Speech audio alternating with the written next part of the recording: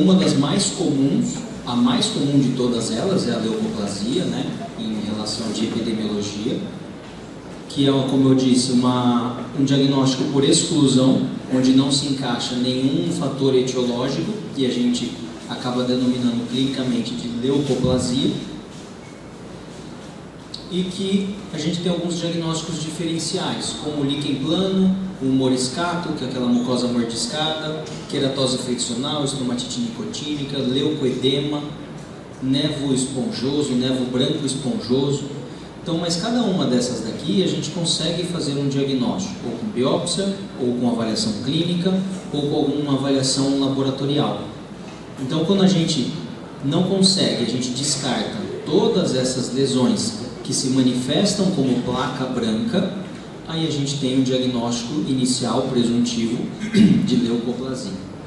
E diante de uma leucoplasia, que a gente vê uma elevação de epitélio, por isso que é importante recapitular a parte de lesões fundamentais, porque quando eu tenho uma placa branca, eu vou lá no meu HD, puxo a pastinha de lesões orais que se manifestam como placa branca.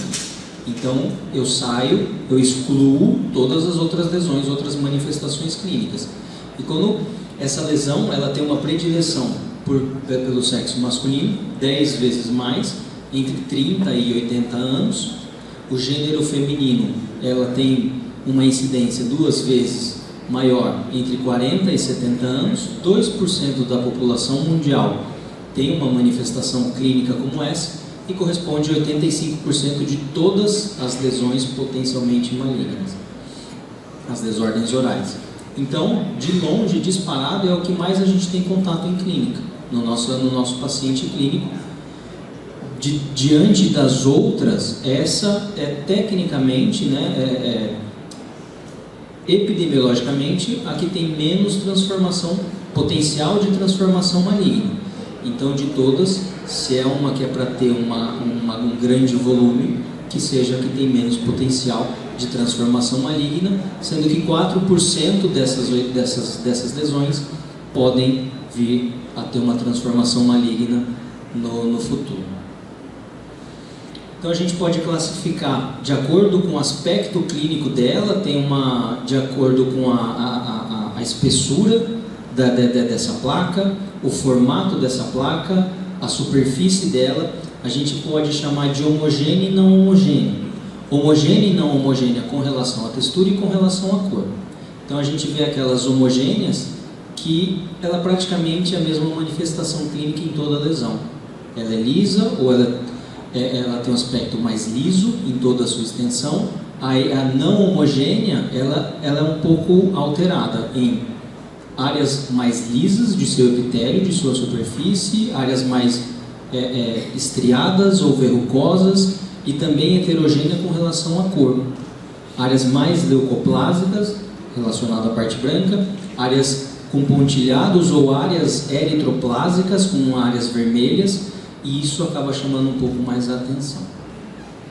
Tem a leucoplasia verrucosa proliferativa, que antes era considerada como uma variante rara e agressiva da leucoplasia, mas na última definição da OMS, eles acabaram separando não como uma variação da leucoplasia oral, mas como uma lesão distinta. Então ela tem uma outra etiologia, ela tem um outro potencial de malignidade, então acabaram subdividindo, não deixando a subdivisão de leucoplasia e tornando ela uma lesão diferenciada.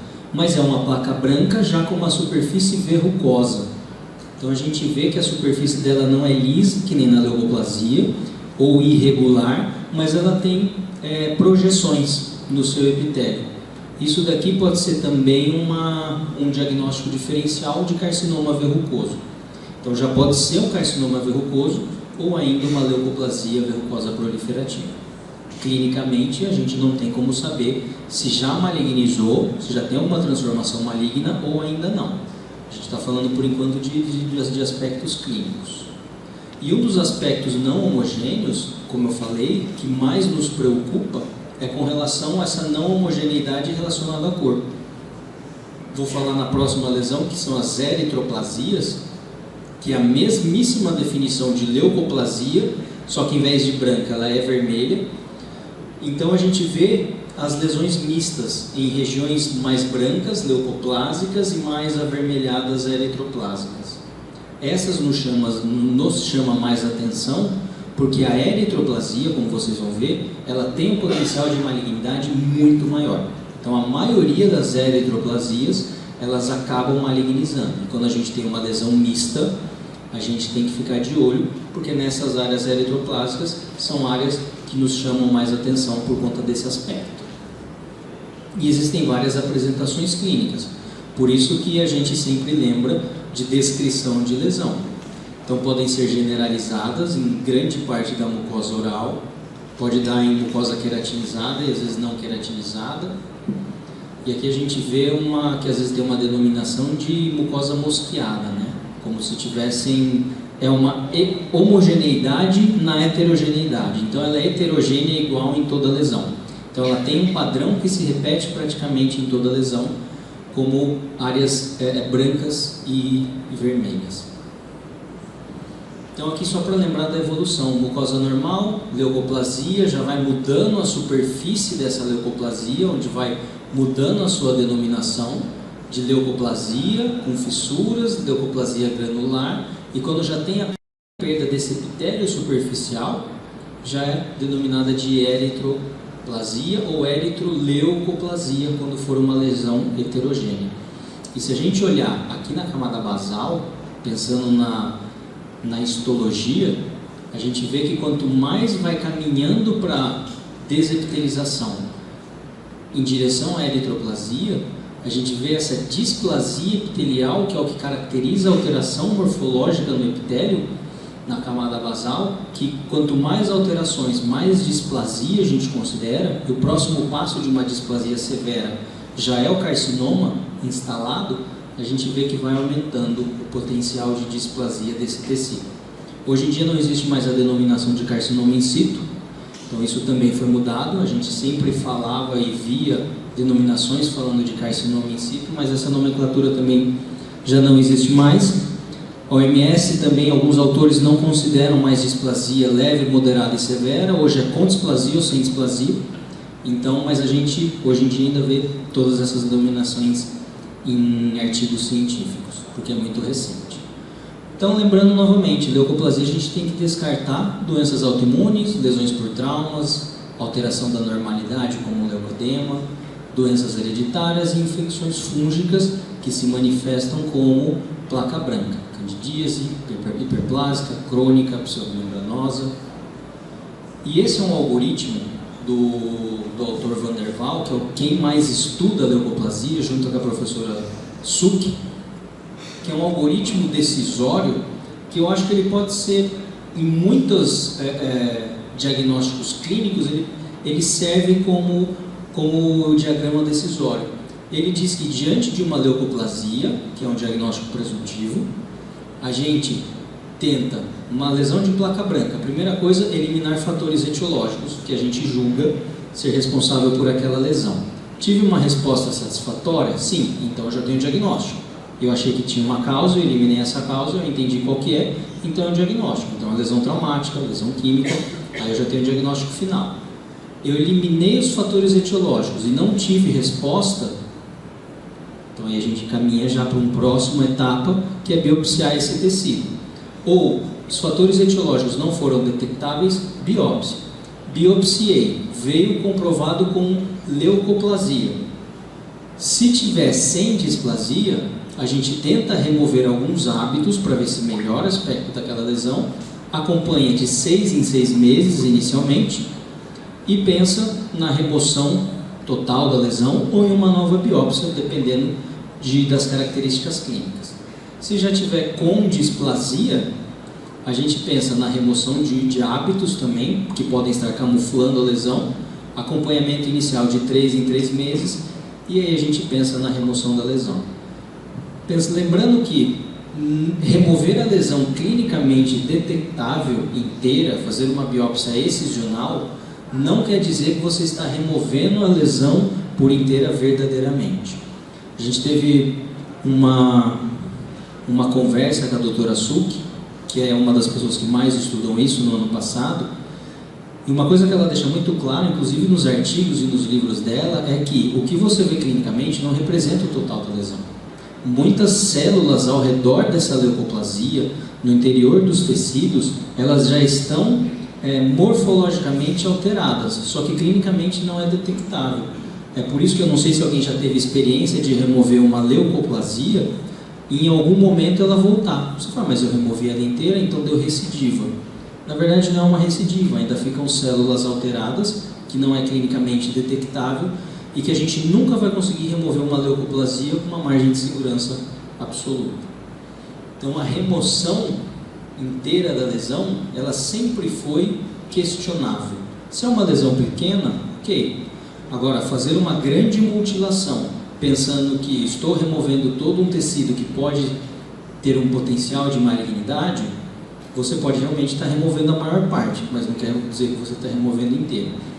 Então a gente sempre tem que pesar benefícios e riscos. E aqui um breve resumo, como eu falei, tem uma média de malignização de uma leucoplasia de 5%. A eritroplasia, como a gente já falou um pouquinho, é o mesmo diagnóstico de exclusão, só que agora falando em lesões avermelhadas. Acomete mais sólido de boca, língua e palato mole. Já é uma mácula ou uma placa, ela não necessariamente vai ter uma elevação superficial de tecido. E tem uma textura lisa ou granular. Então a gente vai ver às vezes ela ou lisinha assim, ou meio moriforme, lembrando o paracoco, a paracoccidioidomicose. Não tão acentuada como uma paracoccidioidomicose, mas é um aspecto clínico mais semelhante àquela sintomatologia. Pode associar-se a uma leucoplasia, como a gente já viu em algumas lesões. Então por que ela nos preocupa?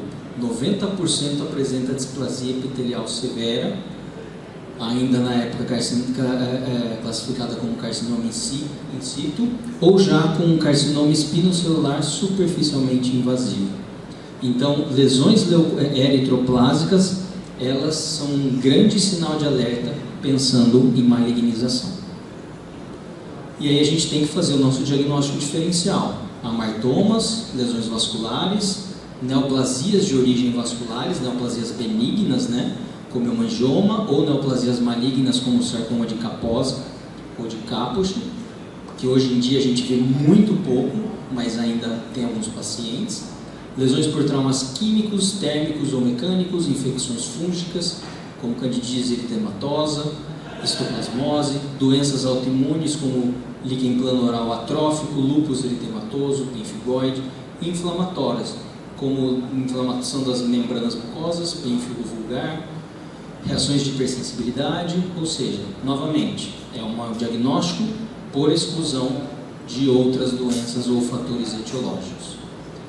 Sempre, novamente, tentar remover trauma e postergar a biópsia em 2 semanas. Em 2 semanas, se remover o trauma, não mudou o aspecto da lesão, em 2 semanas já deve ser realizada a biópsia e o acompanhamento, não somente de eritroplasias, mas de qualquer lesão ou desordem potencialmente maligna. O acompanhamento é quase que por uma vida inteira, praticamente por uma vida inteira, porque de tempos em tempos você vai avaliar. Uma coisa importante que a gente aprende muito na estomatologia, quando a gente fala de alterações de mucosa, é registrar fotograficamente essas lesões, porque eu vejo um paciente, você vê um paciente junto comigo, daqui um mês eu vou falar que aumentou, você vai falar que diminuiu, porque às vezes a gente pode ter percepções diferentes, ou pontos anatômicos de referência que eu usei, que você usou diferente. A imagem, ela nunca mente. Então a gente sempre compara imagens evolutivas das lesões. Então sempre fotografar. Mudou de cor, mudou de tamanho. Geralmente é para mais quando muda de tamanho. Mas mudou o aspecto, biópsia de novo. Geralmente de 6 em 6 meses a gente sempre avalia e assim vai até o resto da vida. Porque se um dia a gente detectar uma lesão, a gente sabe que ela não tem mais de 1 ano. Ou não tem mais de 1 ano e meio. Então a gente sabe que a gente está tentando fazer o diagnóstico inicial. E uma outra lesão com potencial de malignidade é a quinite actínica, como eu falei, aqui na nossa região, por características, né, do trabalho rural, da parte de coleta de laranja, de cana e tudo mais, a gente vê muitos trabalhadores em campo aberto com apresentação de queilites actínicas, que é uma lesão inflamatória, assintomática nas etapas iniciais, porque ela pode sim ter sintoma, com evolução prolongada, associada a diversos fatores como exposição solar, tabagismo, etilismo e o fator socioeconômico, que é o que potencializa tudo isso daqui, né? Em algumas ocasiões a origem pode não ser tão bem estabelecida assim, mas clinicamente é caracterizado por trabalhadores rurais ou trabalhadores que têm uma grande exposição solar durante a sua parte na labuta. Geralmente acima de 45 anos, pelo tempo de exposição aos fatores, sexo masculino, 10:1, exposição solar, tem uma grande potencial de malignização e tem uma evolução lenta. Obviamente que isso depende da exposição solar de cada paciente e das proteções, né? A gente sempre tenta orientar os nossos pacientes a ter proteções físicas, principalmente contra os raios de sol, e as fezes físico-químicas com relação aos protetores solares labial. Hoje em dia, não me lembro de ter visto com tanta frequência, mas eu já vi muito, paciente que às vezes ia fazer um trabalho debaixo do sol e passava manteiga de cacau. Manteiga de cacau é óleo. Óleo, sol, quente, fritura. Então acaba dando uma lesão muito agressiva, termoquímica, do que realmente hidratando pacientes embaixo do sol. Isso funciona às vezes também para vaselina. Então o que acontece? Uma atrofia do vermelhão do lábio.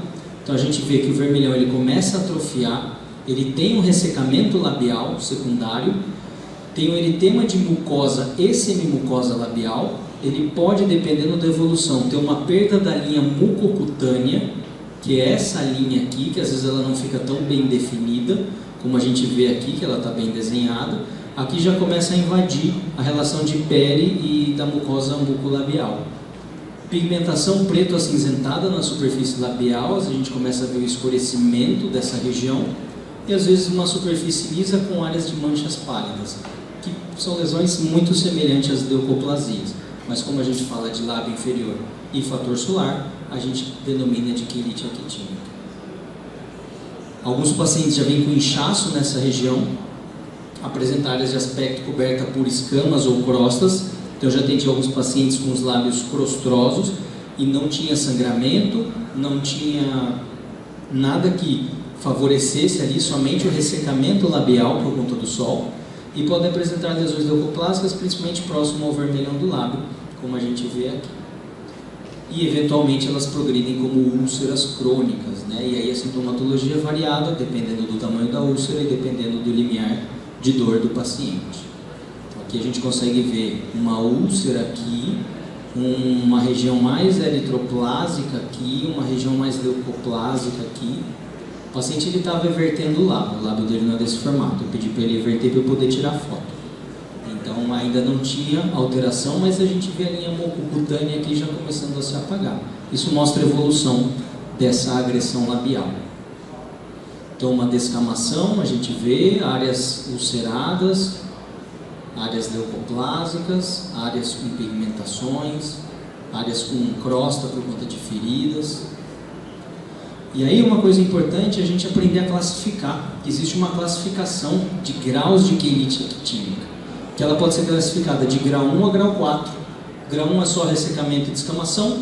O grau 2 é uma atrofia já do vermelhão do lábio, superfície mole, áreas pálidas, com erupção, perda do limite entre o vermelhão do lábio e linha mucocutânea, ela apresenta uma linha escura no limite, e essa alteração deve ser diferenciada de outras lesões pigmentadas. Se a gente está pensando que tem uma pigmentação às vezes acinzentada, a gente tem que fazer o diagnóstico diferencial de lesões pigmentadas. Grau 3, regiões ásperas e escamosas, com ressecamento na região de vermelhão, áreas hiperqueratóticas no lábio, principalmente em região de mucosa e semimucosa. Por que é importante a gente entender, pelo menos lembrar, que existe um grau de avanço dessa condição? Porque quanto maior o grau, maior o potencial de malignização dessa queilite actínica. E o grau 4 já é presença de úlceras em regiões histórico de uso de tabaco, de cigarro, tudo que a gente já conversou. Isso gera um processo já de malignização, especialmente quando houver endurecimento da mucosa labial quando a gente fizer a palpação. Todas as lesões que a gente vê em boca, a gente tem que palpar. É sempre ideal que a gente palpe para entender a consistência daquela alteração mucosa. Então, quanto maior o grau, maior a chance de malignização, onde a 4 às vezes já pode sugerir uma lesão maligna.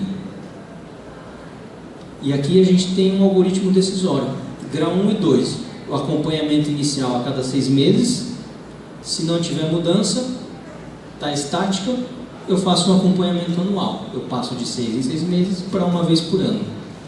Se tiver com piora dessas características, eu avalio o grau para determinar o intervalo entre as consultas, porque daí eu volto para cá e acompanho com manejo clínico, muitas vezes orientado por biópsia.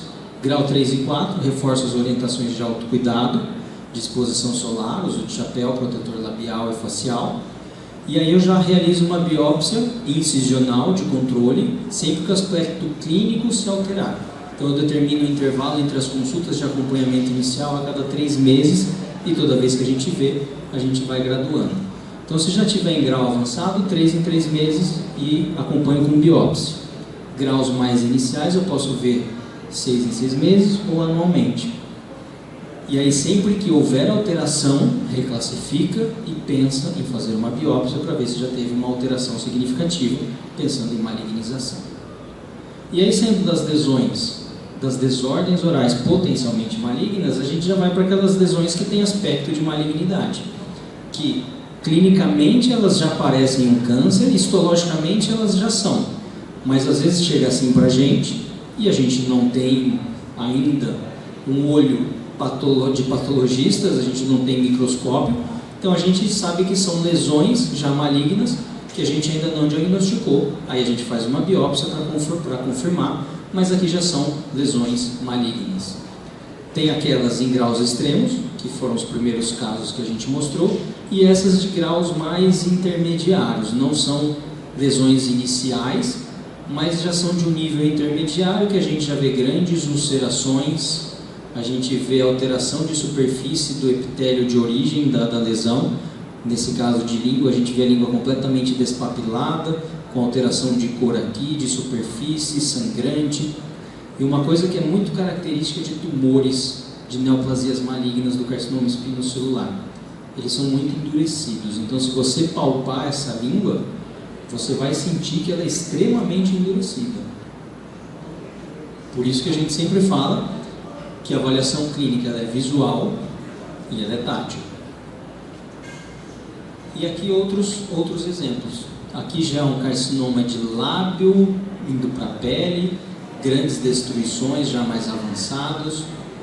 Aqui também, aqui já formando grandes tumefações, aqui mais destruição do que tumefação, pelo menos externamente, mas internamente muitas vezes esses tumores aqui já estão invadindo o osso mandibular, já estão invadindo região nervosa, e aí vai aumentando o prognóstico daquilo que a gente falou no começo, né? Vai piorando o prognóstico desses pacientes e o tratamento acaba sendo cada vez mais agressivo de acordo com a localização, com o tipo histológico e com o tamanho. E agora, novamente, a gente ainda está na construção do diagnóstico. Então a gente já viu clinicamente, a gente já fez a anamnese, a gente já fez o exame físico, a gente já fez toda a parte que engloba o exame clínico e a gente já tem todas essas pecinhas. Mas tem uma que a gente ainda pode complementar, que são os exames complementares. Qual é o exame complementar? Aquilo que for mais pertinente para chegar no diagnóstico final daquele caso. Então o exame complementar, pode ser redundante isso, ele é complementar. Por que eu falo isso? Porque às vezes a gente vê muita gente invertendo novamente esse processo diagnóstico. Então antes de ver o paciente, eu já vou pedir um exame de sangue, já vou pedir uma tomografia, já vou pedir uma radiografia.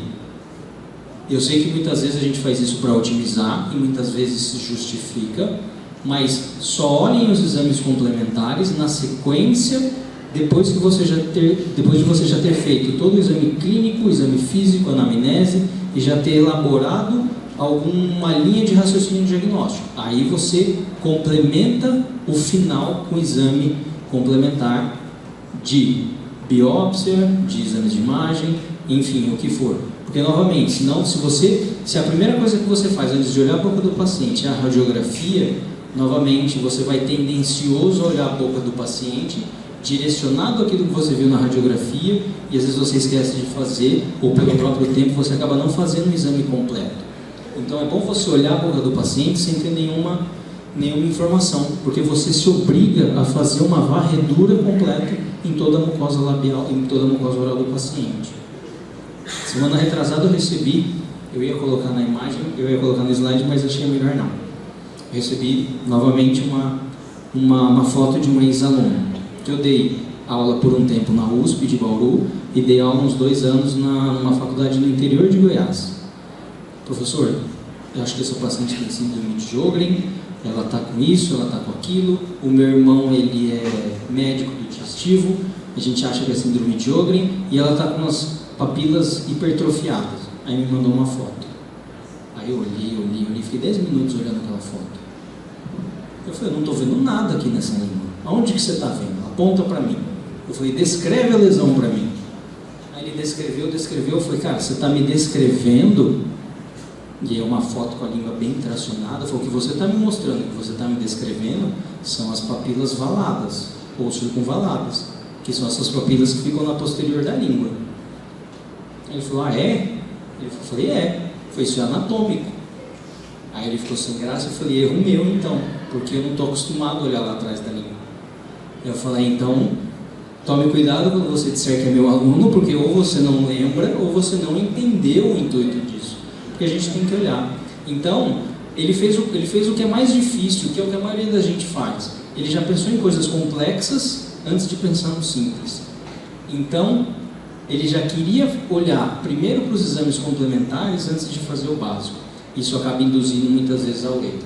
Ele era um bom aluno, mas no dia a dia, às vezes, a gente acaba se preocupando em não diagnosticar alguma coisa importante e a gente acaba pulando etapas. É aquilo que a gente sempre ouve. Quando você olhar um casco, você vai pensar primeiro em cavalo e não em zebra. Então você pensa o que é mais comum primeiro para depois pensar o que é menos comum ou mais raro. Então, eu falo que diagnósticos são quebra-cabeça. É um quebra-cabeça. Que cada informação que você tiver é uma pecinha. Se você tiver 2, 3 pecinhas, vai ficar muito mais difícil para você entender a imagem.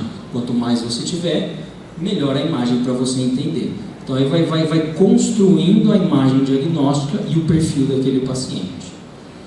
E os exames complementares mais comuns do nosso dia a dia são exames de imagem, exames laboratoriais e a biópsia, o exame anatomopatológico. Pensando nos exames de imagem, feito tudo aquilo, esses são alguns exames que nos mostram alterações de neoplasias malignas. Quem está acostumado a ver neoplasias benignas, como tumores odontogênicos, não odontogênicos, ou até mesmo cistos odontogênicos ou não odontogênicos, não vê uma familiaridade com esse aspecto. Então aqui a gente vê regiões radiolúcidas com erosões ósseas, com desgastes ósseos, com fratura patológica, uma deformação na anatomia natural da mandíbula, nesse caso, irregular. Então a gente não vê definição, a gente não vê expansão, a gente só vê destruição óssea. Então aqui, nesse caso, é um paciente que tinha uma osteoradionecrose decorrente do tratamento do câncer, inicialmente, mas que quando a gente faz uma biópsia, porque toda a osteoradionecrose ela deve ser biopsiada, porque pode ser uma recidiva tumoral. E nesse caso era uma recidiva tumoral, principalmente desse lado aqui.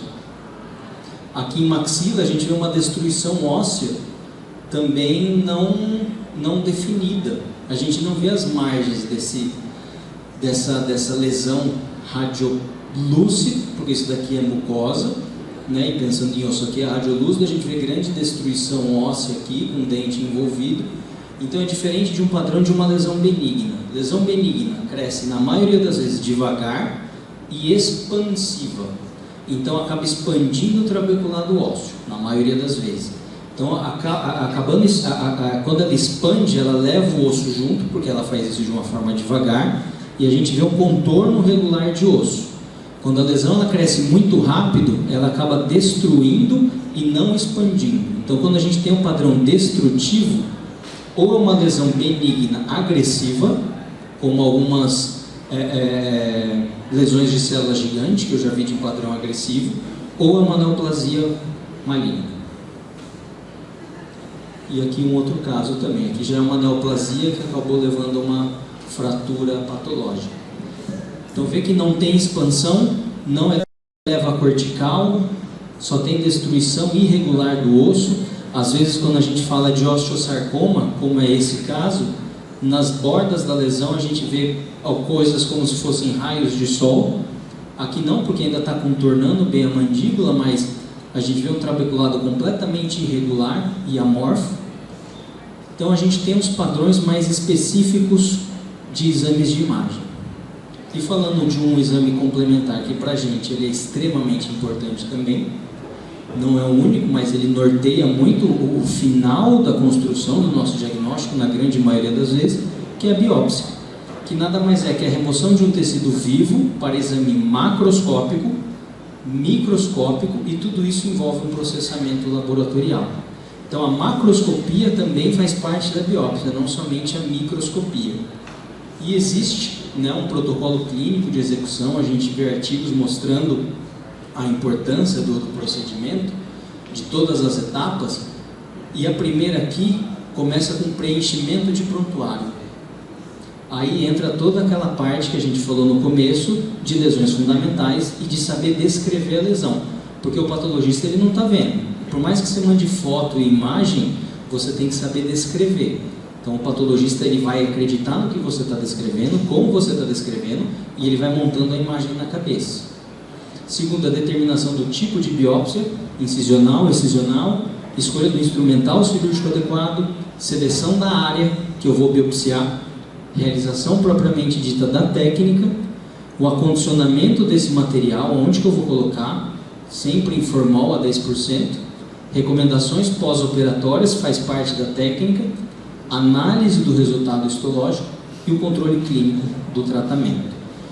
Então, já mais indo para a parte final da aula, falar um pouquinho de biópsia, porque a gente está fechando exame clínico, exame físico, exame complementar falando de radiologia e agora outro exame complementar falando de biópsia.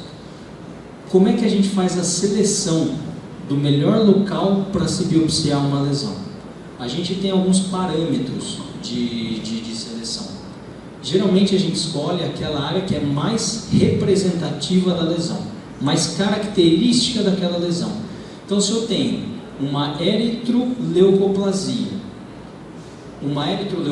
é definida por uma lesão branca e vermelha. Então, eu vou biopsiar aquela região que mais me mostra que essa lesão é uma lesão branca e vermelha, que é realmente nesse caso é essa região. A maior área vermelha, com uma boa área branca. Ah, mas ali está mais crescido. Tudo bem, morfologicamente a gente tem um destaque aqui, mas a minha preocupação são com lesões heterogêneas, branca e vermelha. Eu tenho que lembrar que a área mais característica desse tipo de lesão é aquela que tem mais alteração branca e vermelha dela. Então eu vou selecionar. Ah, mas eu não posso fazer aqui também? Pode. Não só pode, como deve. Lesões grandes ou de um tamanho mais considerável é sempre benéfico e indicado fazer mais de um local de biópsia.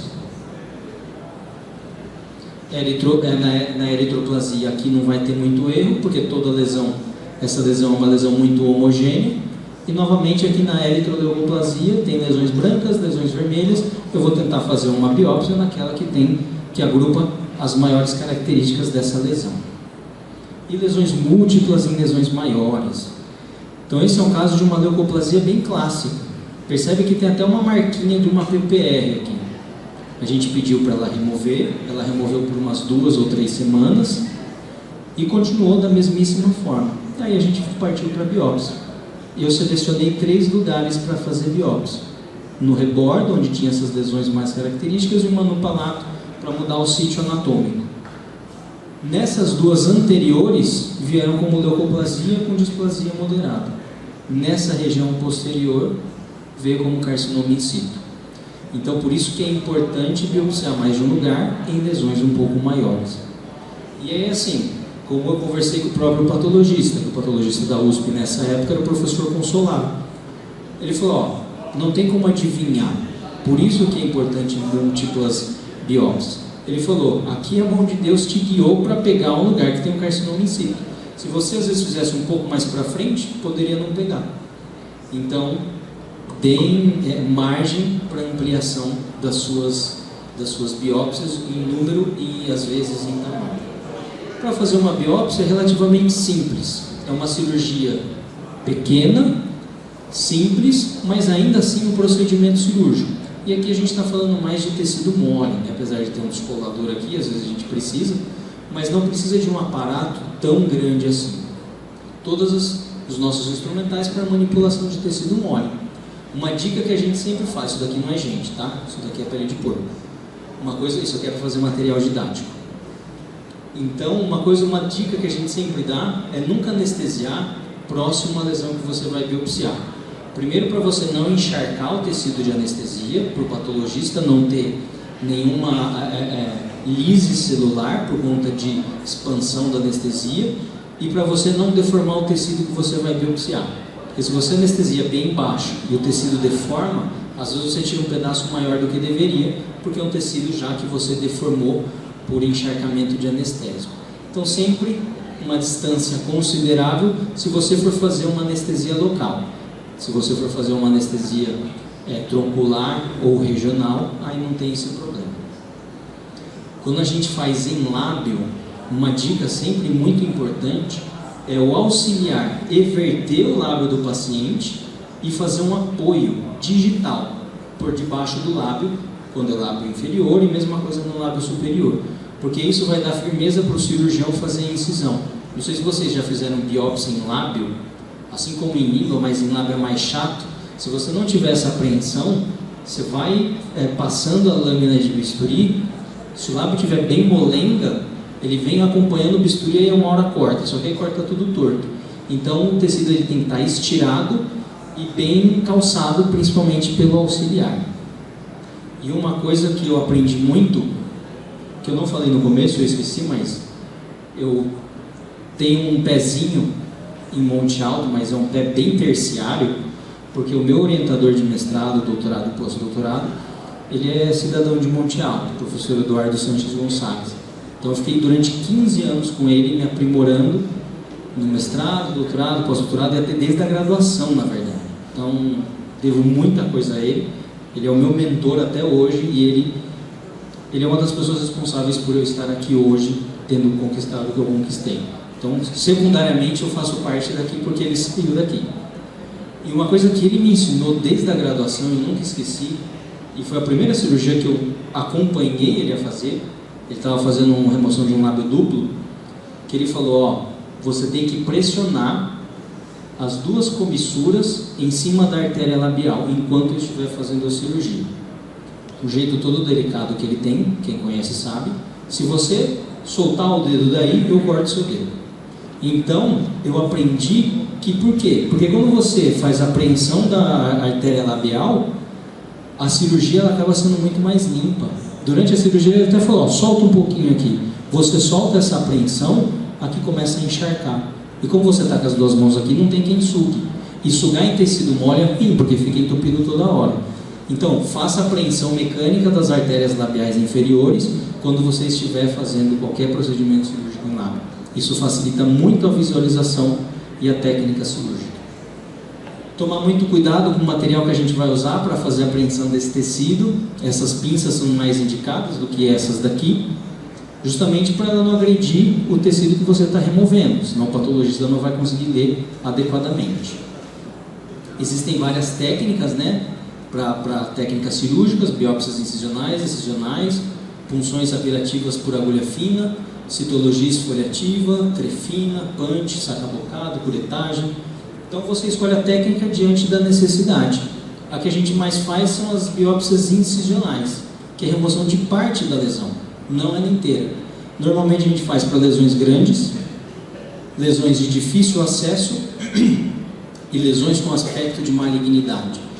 Se a gente suspeita que aquela lesão já é uma lesão maligna e não é tão pequena, o ideal é que seja feita uma biópsia incisional. Não remova a lesão inteira, porque senão o oncologista, o cirurgião de cabeça e pescoço, ele vai perder referência do tamanho da lesão e ele não vai conseguir fazer a cirurgia tão direcionada quanto deveria.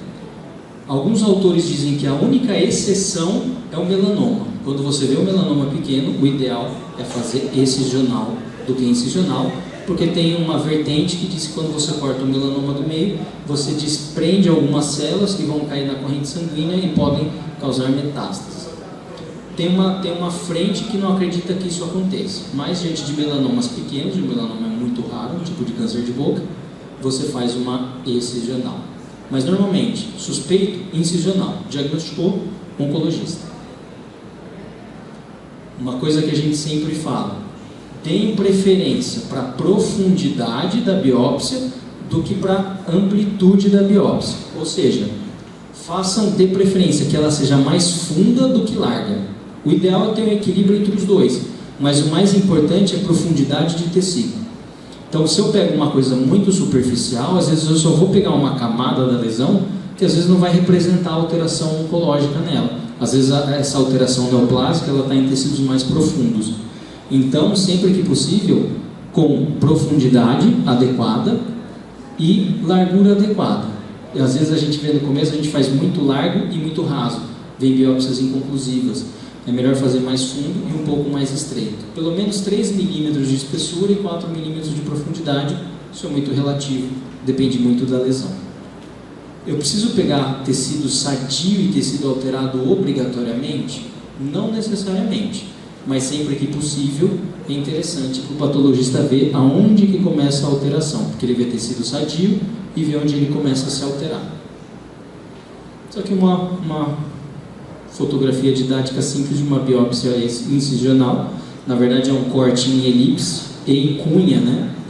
Elipse a gente fala que é um formato elíptico no sentido superficial e em cunha no sentido de profundidade. É como se eu tirasse uma fatia de pizza, a lâmina desse lado vai encontrar com a lâmina do outro lado num vértice lá no interior da lesão, justamente para ela sair por inteiro.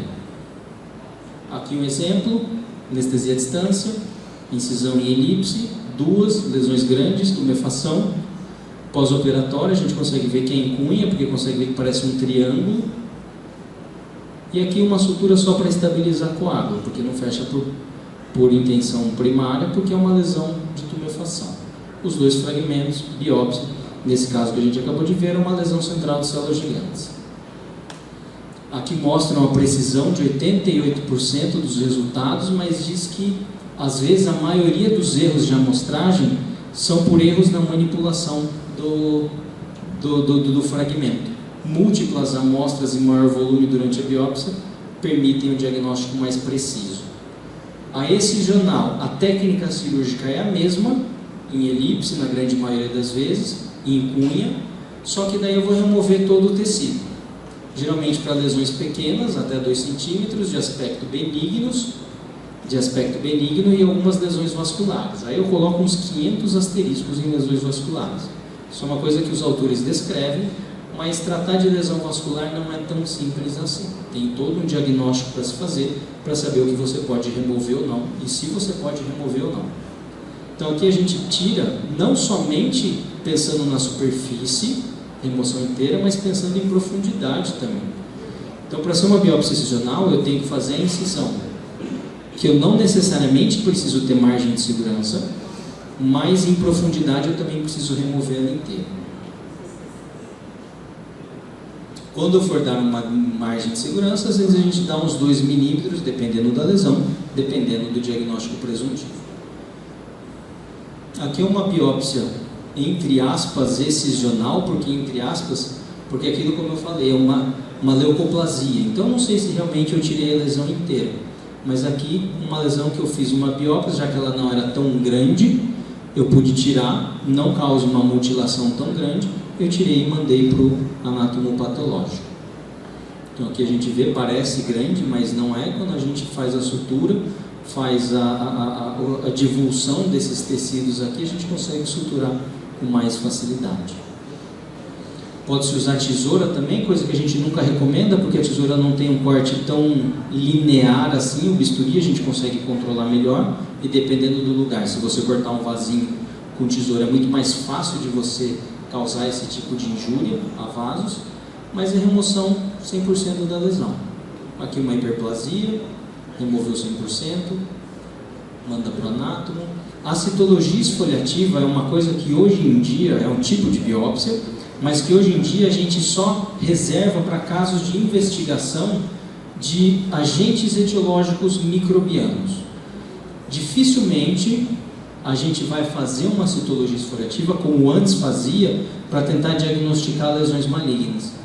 Então a gente faz uma raspagem com instrumental, que não pode ser espátula de madeira, porque a espátula de madeira absorve umidade, pode ser algum tecido rígido como acrílico, mas principalmente espátulas metálicas.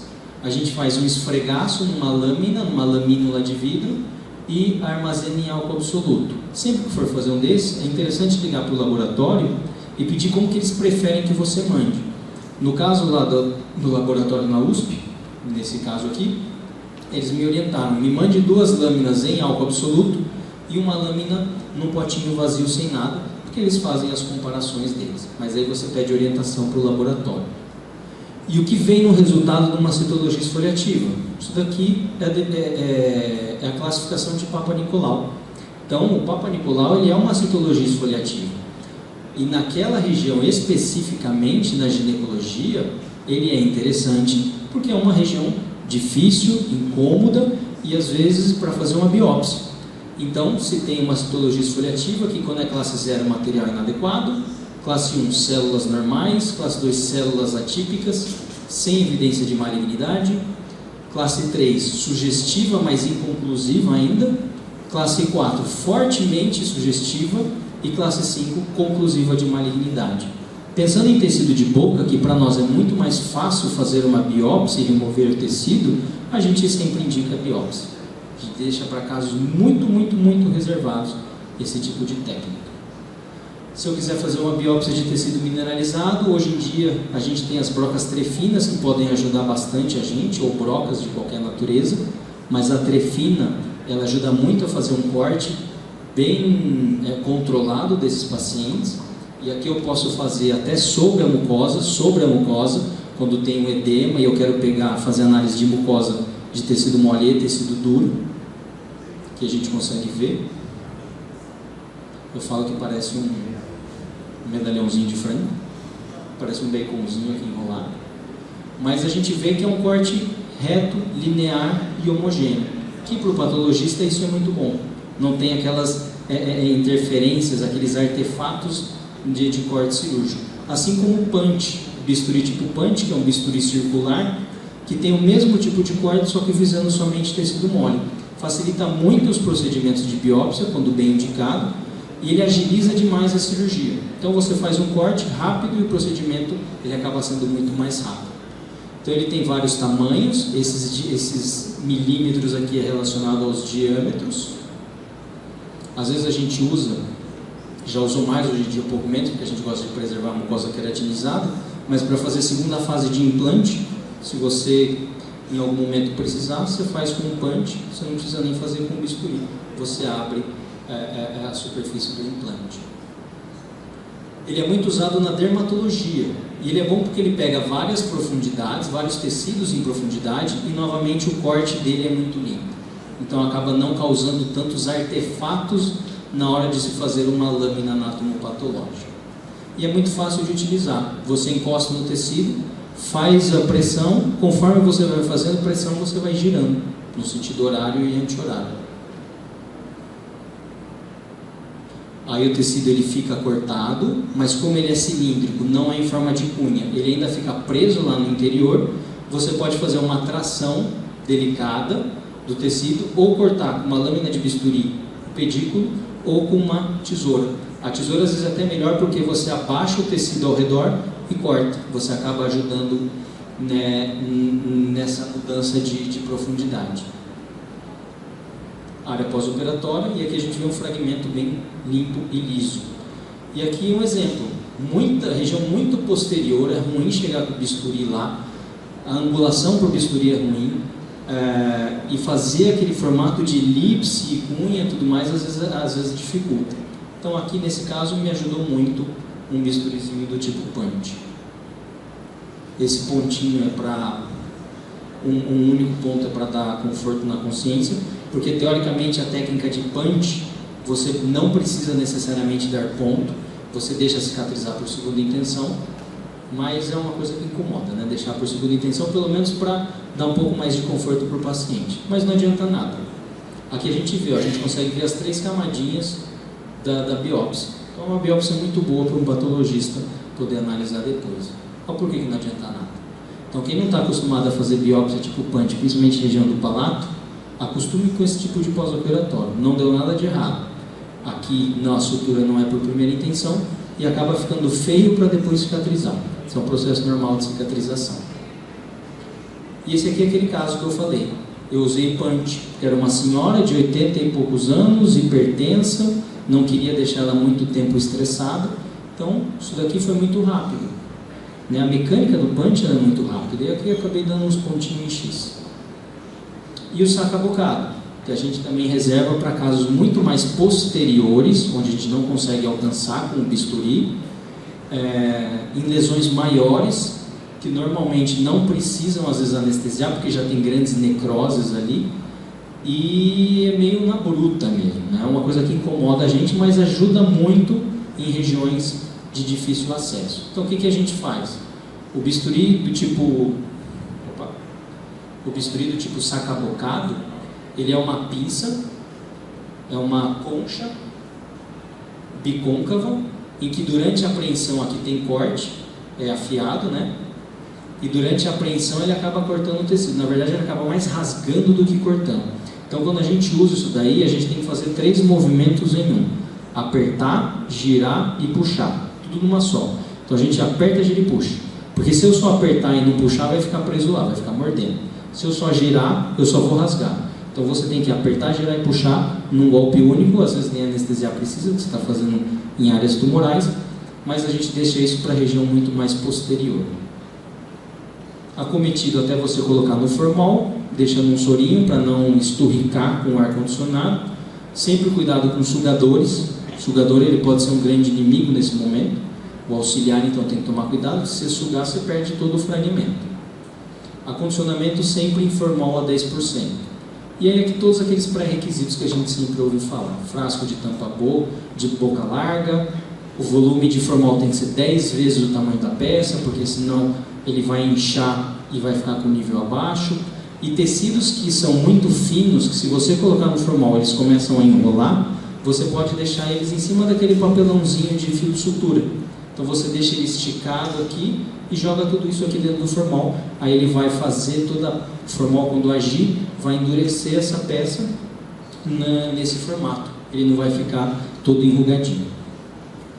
E aqui depois a descrição para mandar para o anátomo patológico, que vem de lesão fundamental, dimensão, cor, número, aí todas as características. E o importante é saber também interpretar o diagnóstico. Dependendo do laboratório, não vem tão bonitinho assim, vem só a descrição microscópica e uma sugestão de uma coisa que geralmente é processo inflamatório não específico. Então aí a gente tem que discutir com o laboratório.